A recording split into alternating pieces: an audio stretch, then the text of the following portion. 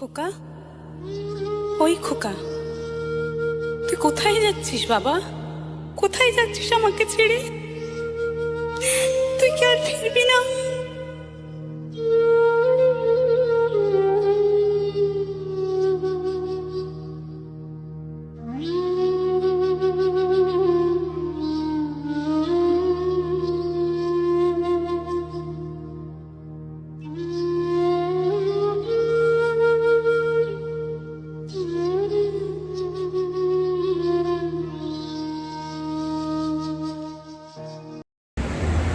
Hello guys, welcome back to our channel আমরা Sujit. The Bengal jogger. তো আজকে চলে এসেছি, দেখো আজকে আবার একটা নতুন ভিডিওর সাথে তোমাদেরকে ওয়েলকাম জানাচ্ছি। তো আজকে দেখতেই পাচ্ছ পেছনে কোথায় এসেছি, আলিপুর জেল মিউজিয়ামে চলে এসেছি। যেটা রিসেন্টলি ইনঅগারেশন হয়েছে। তো ভিডিওটার সাথে থাকো, দেখতে থাকো, অনেক কিছু দেখার আছে, জানবার আছে ভিডিওটার মাধ্যমে তোমাদের। চলো সাথে থাকো, দেখতে থাকো।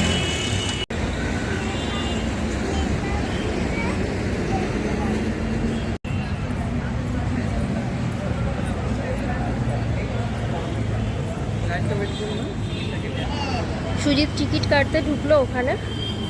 টিকিট পার হেড 30 টাকা করে। বাচ্চারও লাগবে, 3 বছরের বাচ্চার ওপরে হলেই লাগবে। তো মামামের লাগছে সেই জন্য। তো 3টে টিকিট কাটার জন্য সুজিত গেল ওখানে। এই যে টিকিট কাউন্টার রয়েছে, এই যে এই জায়গাটায়। তো টিকিটটা কাটার জন্য আমাদেরকে ওয়েট করতে হচ্ছে, ভেতরে এখন ঢোকা যাবে না। ও টিকিট কেটে আসবে, তারপরে আমরা 3জন একসাথে ঢুকতে পারবো। তো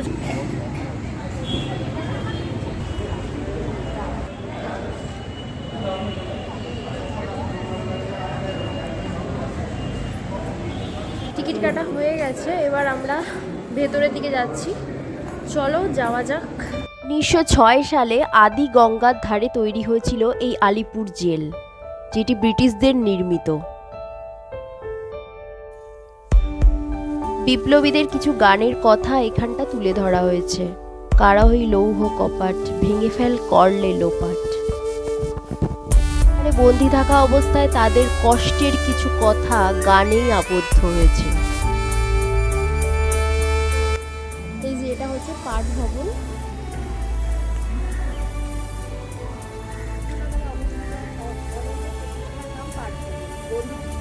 এবং তাদের উচ্চতর ডিগ্রি পাওয়ার জন্য সাহায্যের উদ্দেশ্যে নির্মিত হয়েছিল এই প্রতিষ্ঠান। মন্দিরের সাহায্যার্থে 2007 সালে বিভিন্ন উচ্চশিক্ষা প্রতিষ্ঠানের তরফে জেলের ভিতরে শিক্ষাকেন্দ্র স্থাপন করা হয়েছিল। আলিপুর কেন্দ্রীয় কারাগার হচ্ছে একটি জেলখানা, যেখানে ব্রিটিশ শাসনকালে ব্রিটিশ বিরোধী স্বাধীনতা আন্দোলনের নেতৃবৃন্দকে আটক রাখা বা ফাঁসি দেয়া হতো। আলিপুর সেন্ট্রাল জেলের জেলগুলো কেমন হয় সেটাই তোমাদের সামনে তুলে ধরছি। দেখো ভেতরে, দেখো পুরো অন্ধকার, সামনে একটা লোহার গেট। এটাই ছিল বন্দীদের জেলখানা।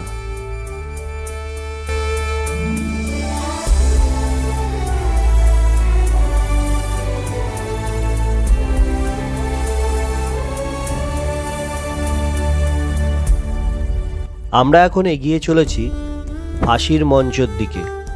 তার সাথে আরও কিছু সেল আছে যেগুলো তোমাদের দেখাচ্ছি। এখানে রয়েছে ফাঁসির মঞ্চ, Nehru cell, Netaji cell, Chittaranjan Das cell, Bidhan Chandra Roy cell, Jatindra Mohan Sengupta sell.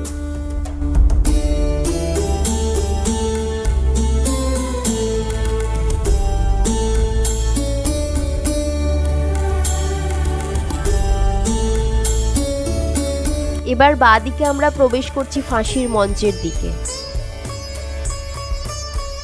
এই জেলে যেখানে ফাঁসি দেয়া হতো সেটাই দেখতে যাচ্ছি। এখানে বহু বিপ্লবীদের ফাঁসি দেয়া হয়েছে, তার সাথে অনেক আসামিরও ফাঁসি হয়েছে।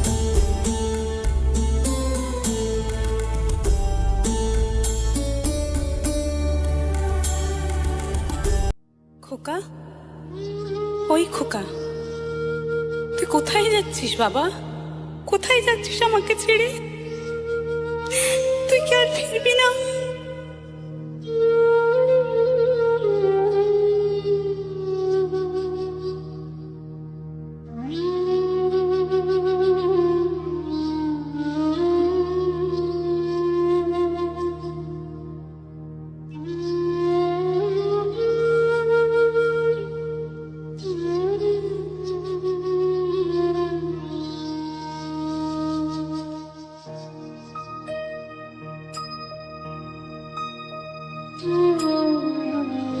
একবার বিদায় দে মা, ঘুরে আসি। একবার বিদায় এই সেই ফাঁসির জায়গা যেখানে হাজারো হাজারো বিপ্লবীর ফাঁসি হয়েছিল। ভাবলে গাটা কেমন কাঁটা দিয়ে ওঠে, তাই না? সেই মুহূর্তটা শুধু ভাবছি, কি ছিল দিনগুলো। আমি হাসি হাসি পরব ফাঁসি, দেখ ভারত। যখন কোনো বিপ্লবীকে ফাঁসি দেওয়া হতো তখন ওই পাশে জানলা দিয়ে ওখানে কয়েকজনকে বিপ্লবীদের যাদের বন্দী হিসেবে আছে তাদেরকে দেখানো হতো অন্যদের ফাঁসি, যাতে তারা এই ফাঁসি দেখে ভয় পায় এবং ইংরেজদের বিরুদ্ধে কোনো রকম কাজ না করতে পারে। জেলে শহীদদের তালিকার মধ্যে রয়েছে কানাইলাল দত্ত, সত্যেন্দ্রনাথ বসু, বীরেন্দ্রনাথ দত্তগুপ্ত, গোপীনাথ সাহা, প্রমোদ রঞ্জন চৌধুরী, অনন্তহরি মিত্র, দীনেশ গুপ্ত, রামকৃষ্ণ বিশ্বাস, দীনেশ মজুমদার। একবার বিদায় দে এখানে রয়েছে বিপ্লবীদের কিছু কথা যেটা পরবর্তীতে ফ্রেমবন্দি করে রাখা আছে, সেটাই তোমাদের সামনে তুলে ধরা হচ্ছে। দে মা, ঘুরে আসি। প্রত্যেকটা বিপ্লবীরই কথা কিছু যেটা রয়েছে এই জেলেরই পাঁচিলটার মধ্যে, যেটা ফ্রেমবন্দি করা হয়েছে এবং আমরা সেটাই দেখছি। 2004 সালে শেষ ফাঁসি হয়েছিল ধনঞ্জয় চট্টোপাধ্যায়ের। बहुत हुई सामने आ जाना, कहाँ कहाँ ढूंढा तुझे, थकी है अब तेरी माँ, आजा।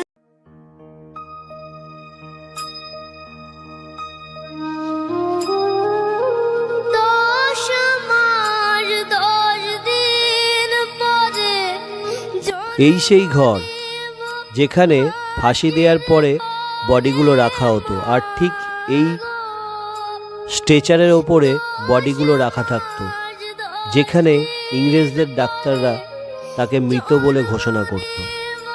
মাসির করে মা গো, তখন যদি না চিনতে পারিস, দেখবি গলায় এই সেই স্ট্রেচার যেখানে বডিগুলো রাখা থাকতো, এবং ফাঁসি দেওয়ার পরেও মৃত ঘোষণা না হলে তখন তাদের হাতের শিরা এবং পায়ের শিরা কেটে দেয়া হতো, যাতে সে মৃত বলে ঘোষিত হতো এবং তার শরীর থেকে যে ব্লাড বেরোতো সেগুলো এই নালা দিয়েই বাইরে বেরিয়ে যেত।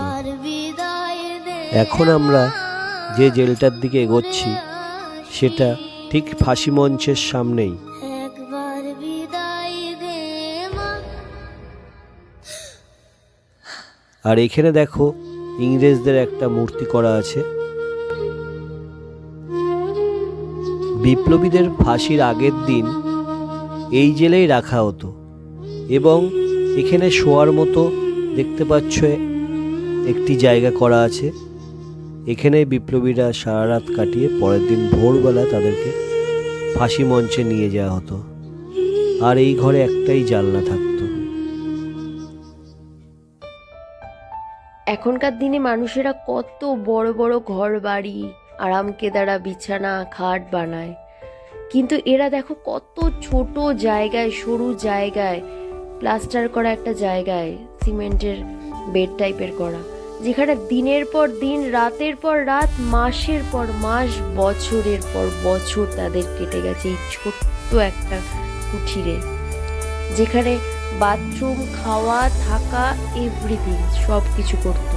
ভাবাই যায় না, না? আমরা যেসব ভাবলে অবাক লাগে। ফাঁসির আগের দিন তাদের শেষ ইচ্ছা জিজ্ঞেস করা হতো এবং যদি কারুর সাথে দেখা করার থাকে সেটাও বলা হতো। তো এই জেলের মধ্যেই থাকতো, দেখতেই পাচ্ছ। এখানে দেখো দুটো শোয়ার মতো জায়গা আছে, মানে দুজন বিপ্লবী এই ঘরের মধ্যে থাকতে পারত। এই সেই ইংরেজদের মূর্তি।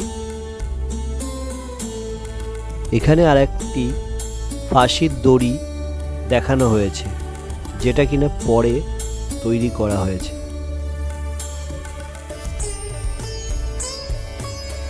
এই ফাঁসির মঞ্চেই শহীদ হয়েছিলেন অনন্তহরি মিত্র, প্রমোদ রঞ্জন চৌধুরী, দীনেশ গুপ্ত, রামকৃষ্ণ বিশ্বাস, দীনেশ মজুমদাররা।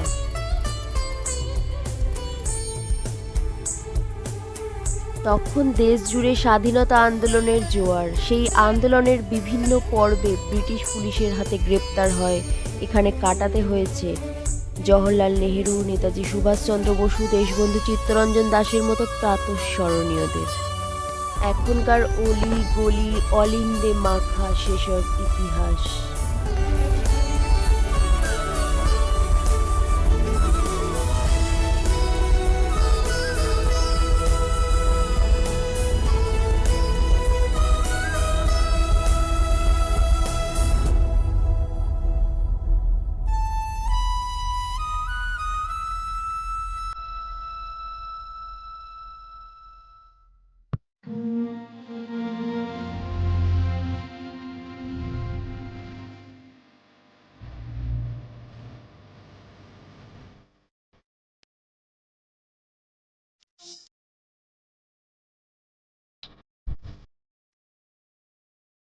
ভারতের অন্যতম স্বাধীনতা সংগ্রামী পশ্চিমবঙ্গের ভূতপূর্ব মুখ্যমন্ত্রী স্বর্গীয় ডক্টর বিধানচন্দ্র রায় এই কারাকক্ষে 5ই সেপ্টেম্বর 1930 থেকে 16ই জানুয়ারি 1931 পর্যন্ত জেলবন্দি ছিলেন।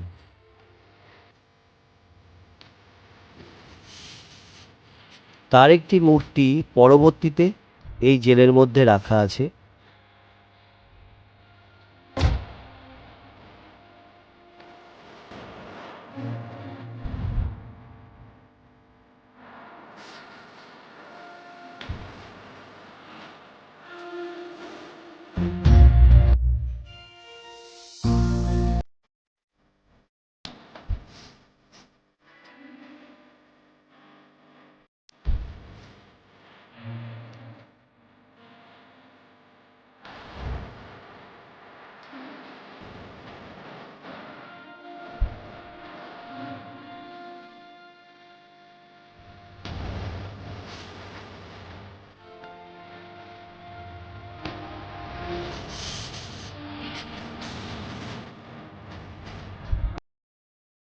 এই মুহূর্তে যে কক্ষটা দেখতে পাচ্ছ, এখানেই কারাকক্ষে বন্দী ছিলেন নেতাজি সুভাষচন্দ্র বোস 1930 23শে জানুয়ারি থেকে 23শে সেপ্টেম্বর পর্যন্ত। তারই মূর্তি পরবর্তীকালে এখানেই প্রতিস্থাপন করা হয়েছে।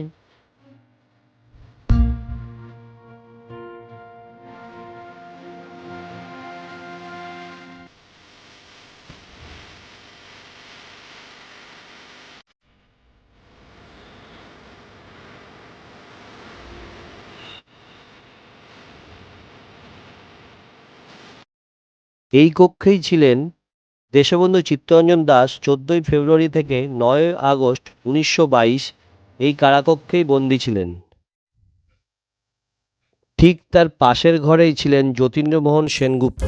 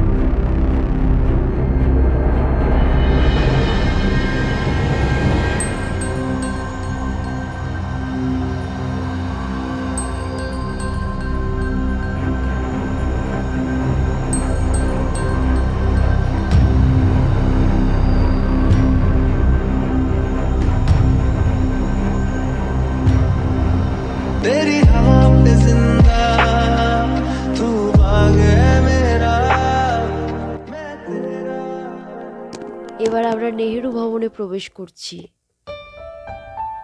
যেখানে বন্দী ছিলেন জওহরলাল নেহেরু।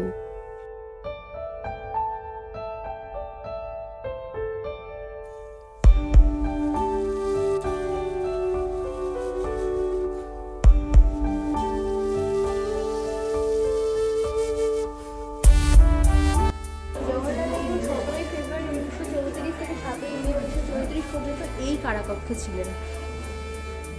এই যে জওহরলাল নেহেরুর মূর্তি দেখতে পাচ্ছ, এই সেলের মধ্যে ইনি থাকতেন। আইন অমান্য আন্দোলনে অংশগ্রহণের জন্য 1934 সালের 17 ফেব্রুয়ারি থেকে 7 মে 80 দিন এই ভবনের একটি কক্ষে ব্রিটিশ সরকার কর্তৃক কারারুদ্ধ ছিলেন। তার কন্যা ইন্দিরা নেহেরু, পরবর্তীকালে ইন্দিরা গান্ধী নামে পরিচিত ভারতের প্রধানমন্ত্রী, 2 সপ্তাহ অন্তর 20 মিনিটের জন্য তার সাথে দেখা করতে আসতেন। পিতা ও কন্যা কারাকক্ষের বাইরে অঙ্গনে একটি গাছের তলায় বসতেন। কক্ষে ছিল একটি মাত্র জানালা এবং ন্যূনতম প্রয়োজনীয় জিনিস লণ্ঠন, কাগজ কলম, বিছানার চাদর রাখা থাকত। সব মিলিয়ে বলা যায় পরিবেশ ছিল অস্বস্তিকর এবং বেঁচে থাকার জন্য অপর্যাপ্ত।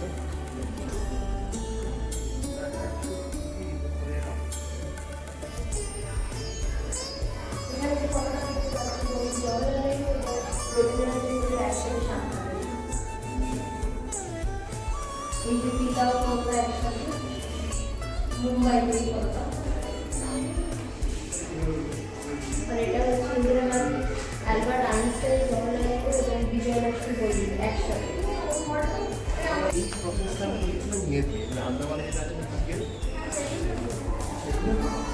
এটা হচ্ছে ইয়ং রাজীব গান্ধী, গ্র্যান্ডফাদারের সাথে রয়েছে নেহেরুর সাথে। সত্যি অসাধারণ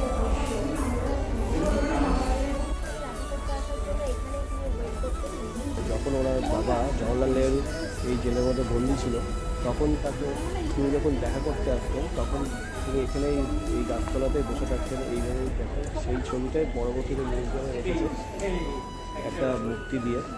তারপরে তাকে যখন ডাকা হতো সে তখন ওই সেলের ওদিকে যেত, গিয়ে তখন তাকে 20 মিনিট সময় দেওয়া হতো যে তুমি তোমার বাবার সাথে কথা বলে এসো। তো অনলি 20 মিনিটের মধ্যে সে কথা বলে তারপরে চলে যেত। এবার আমরা নেহেরু সেল থেকে বেরিয়ে সামনের দিকে এগিয়ে যাচ্ছি, দেখি আর কি আছে। আমরা চলে এসেছি, এর ভেতরে একটা লাইব্রেরি দেখা যাচ্ছে। চলো সেই লাইব্রেরির ভেতরে ঢুকে দেখি।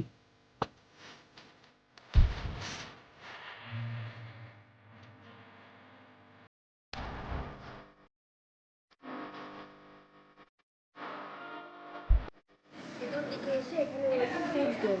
কারণ দেখো এতটা ঘুরতে ঘুরতে সবাই ধরো খিদে পেয়ে যায়, তো এখানে টুকটাক স্ন্যাক্সের দোকান রয়েছে, তো এখান থেকে ফুড টেক করতেই পারো। মহিলা বিপ্লবীদের কিছু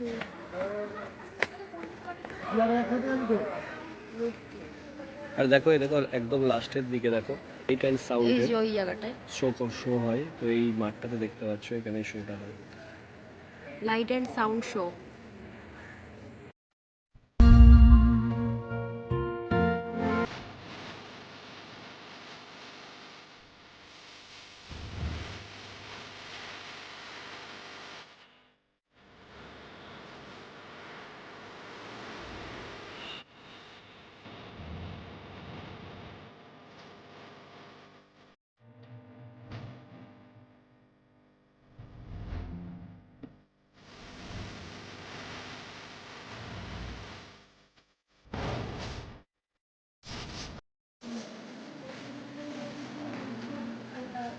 হিসেবে করা হয়েছে।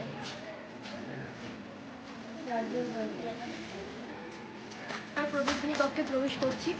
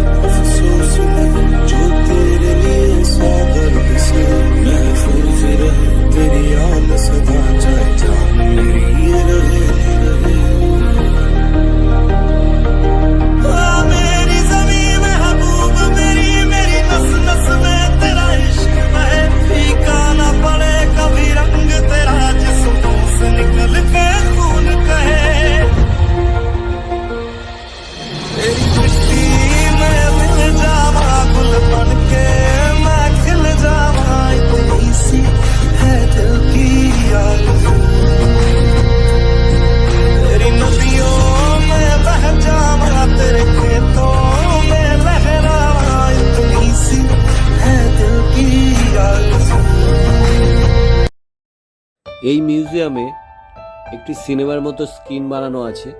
এই স্ক্রিনে বিপ্লবীদের ইতিহাস দেখানো হচ্ছে, যারা এই জেলে বন্দি অবস্থায় ছিল, এবং তাদের বিভিন্ন তথ্য এখানে তুলে ধরা হয়েছে।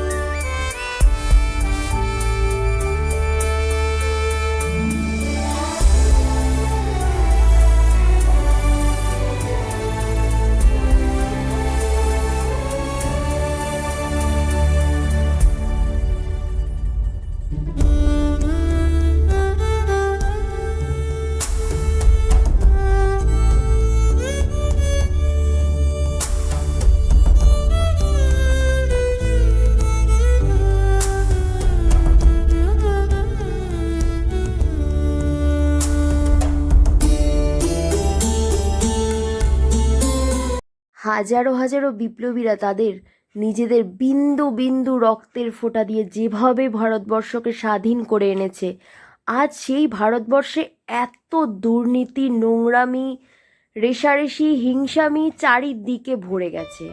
ভাবতেই অবাক লাগে, তাই না? এই ভারতবর্ষকে পাওয়ার জন্য কত কঠিন লড়াই করেছে মানুষ। আমি শুধু ভাবি মানুষের অনুভূতিটা কোথায় গেছে আজকে। এত কিছুর পরেও মানুষের কি একবারও মনে হয় না সেই যে 1947 সালের 15ই আগস্টের দিনটাকে মনে করতে? কি না মানুষ 15ই আগস্টের দিনে আনন্দ করে, ফুর্তি করে, পিকনিক করে। সেই দিনে তো শোক পালন করা উচিত মানুষের, আমার তো তাই মনে হয়। জানি না ভাই মানুষের ভাবনা কিরকম, হয়তো আজ এই ভাবনার জন্যই ভারতবর্ষের এত অবনতি, বিশেষ করে ভারতবর্ষের মানুষের।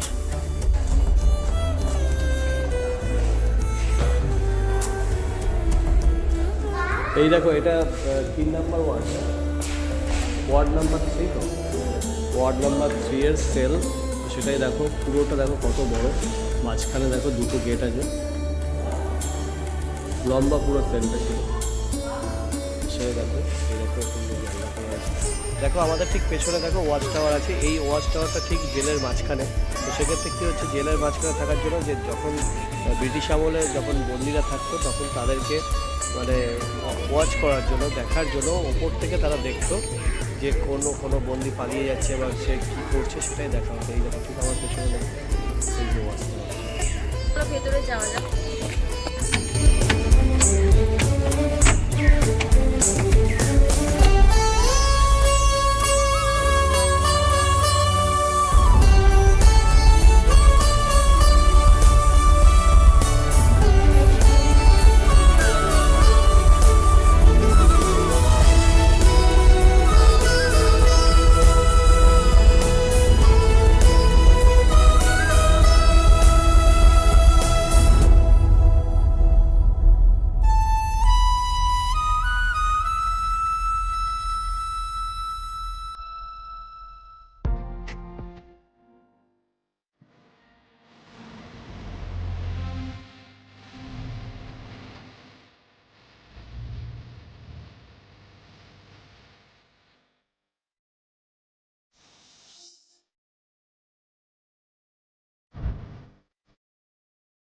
আমরা এখন তাঁতকলের দিকে এগোচ্ছি।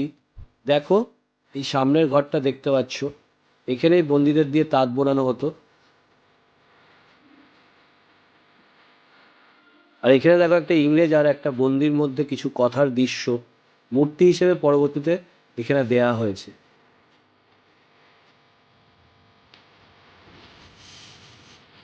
এই দেখো বন্দির ড্রেস পরে দুজন তাঁত বুনছে। এগুলো সবই মূর্তিগুলো পরবর্তীতে মিউজিয়াম হিসেবে এখানে রাখা আছে। কীভাবে তাঁত বুনতো সেটাই তুলে ধরা হয়েছে। হাজারো হাজারো বিপ্লবী শত কষ্ট, অত্যাচার, লাঞ্ছনা, গঞ্জনা সহ্য করে আজ আমাদের ভারতবর্ষকে স্বাধীন করে দিয়ে গেছে।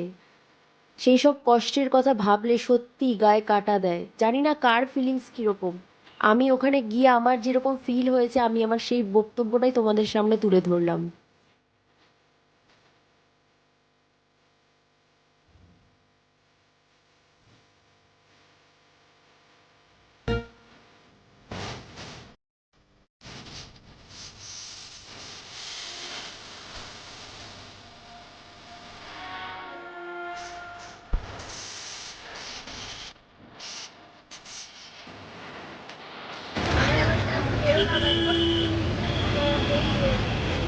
মিউজিয়ামটায় ঢোকার টাইম হচ্ছে মঙ্গলবার থেকে রবিবার দুপুর 11টা থেকে বিকেল 5:30। সোমবার বন্ধ থাকে। আর নাইট শো হয় সন্ধ্যে 6টা থেকে ফার্স্ট শো, সেকেন্ড শো সন্ধ্যে 7টা থেকে। সেটা আমরা এখন দেখতে পারিনি, আমরা সারাদিন ছিলাম তো এখন বিকেলবেলা বেরিয়ে যাচ্ছি। এবার তো সব কিছু তোমাদের সাথে শেয়ার করলাম। ভীষণই গায়ে কাটা দেওয়ার মতো মানে দৃশ্যপট তোমাদের সামনে তুলে ধরলাম। আশা করি তোমাদের ভালো লেগেছে। এটা একটা মনের অনুভূতির ব্যাপারে আশা করবো ভীষণ ভালো লেগেছে তোমাদের। আর সব থেকে বড় কথা হচ্ছে যারা যারা আমার ভিডিওটা এই মুহূর্তে দেখছো তারা অবশ্যই চ্যানেলটা সাবস্ক্রাইব করো, আর ভালো লেগে থাকলে একটা লাইক অন্তত করো আর শেয়ার করো। যদি আরও শেয়ার করো যাতে সবাই জানতে পারে। এটা নতুন লিবারেশন হয়েছে, হয়তো আমার আওয়াজটা খুব একটা ক্লিয়ার নয় তোমাদের কাছে, গাড়ি ঘোড়া প্রচণ্ড আওয়াজ হচ্ছে। যাই হোক, চলো আজকের মতো ভিডিওটা এখানেই শেষ করছি। অন্যদিন অন্য কোনো ভিডিও নিয়ে তোমাদের সাথে আসছি। সবাই সুস্থ থেকো, ভালো থেকো, টাটা।